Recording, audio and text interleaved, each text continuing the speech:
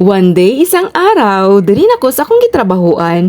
Mauday ni ang bansang Pinas kung diin ko nagpuyo. Ako di ay sa walao na dati tambay pero karon may trabaho na og nagasweldo og 1 milyon kada kinsena. Char lang. Mao lang sa ni atong gamay intro og mga ganap karong adlaw. Sa pinakaunang buhaton nako bago ta mosulod og trabaho, syempre ready sa nato ang tanang kinahanglanon na anang mamalansya ta sa atong uniform aron limpyo og presentable tanawon.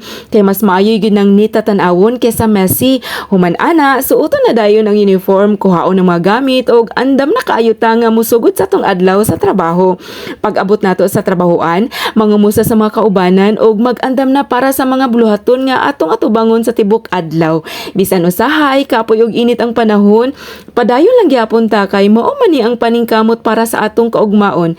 Sa matag adlaw nga moagi, naagi tay bag-ong makatunan og bag-ong mga kasinatian nga magian. Dili man perpekto ang tanan pero importante nga buhaton nato ang atong trabaho nga adunay dedikasyon, respeto og maayong pagpakig-uban sa atong mga kaubanan.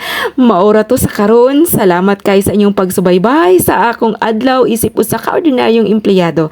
Kita-kits sa sunod nga mga vlog. God bless us all.